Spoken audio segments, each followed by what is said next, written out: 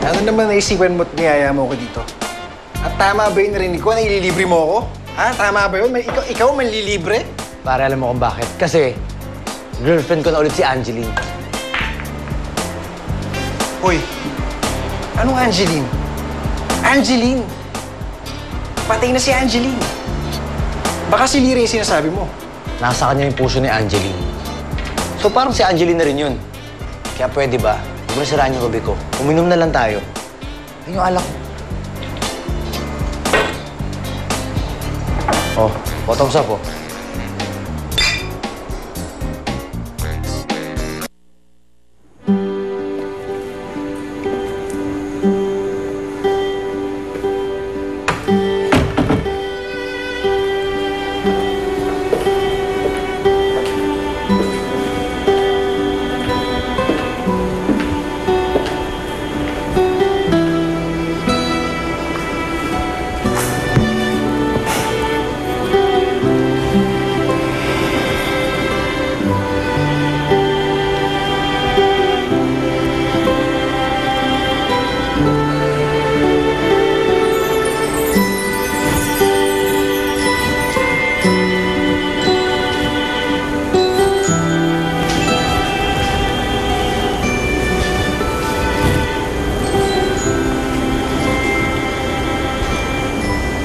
Kila Lyra po ba kayo galing?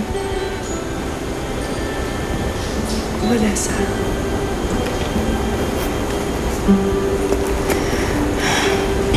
I'm sorry for everything.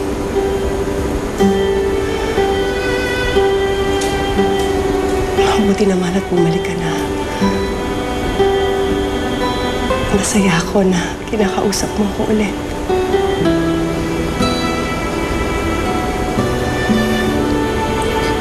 Baka di niyo po muna sagutin yung tanong ko. Kila Lyra po ba kayo galing? Hindi ako sa kanila nagpunta.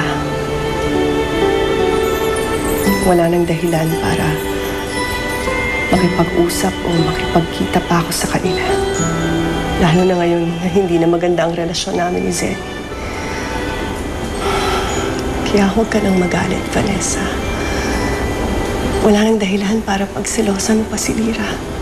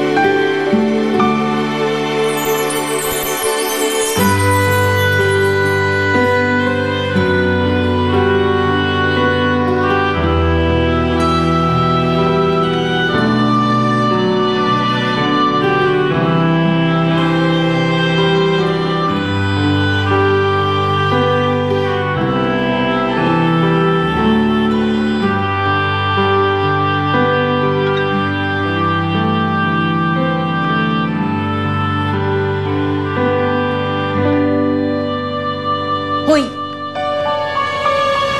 Ninang, ano namang ginagawa niyo dyan? Ginugulat niyo naman ako eh. Ano ka ba? Galing lang ako kila Akor. Eh kasi naman, alam mo naman yung chismosan yun. O, ikaw naman. Alam ba ng inay mo na hindi ka pa natutulog? Hindi ho. Eh, Ninang, hindi ho kasi ako makatulog eh. Bakit na naman? Ano bang iniisip mo? Halika nga dito.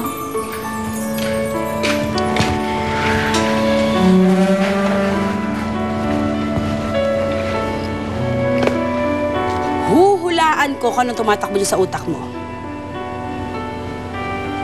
Prince. Tama. Opo. Ninang, nahihirapan kasi ako sa gusto ni inay. At saka kasi, hindi lang kasi ako nagkagusto sa lalaki. Alam mo, Lyra, ang worry lang naman kasi ng inay mo.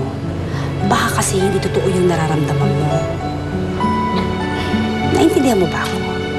Baka kasi yung puso lang ni Angeline na may gusto sa lalaki yun. Halimbawa kung totoo, sa akin na ho yung puso ni Angeline. Kaya akin na tong nararamdaman ko ho, di ba?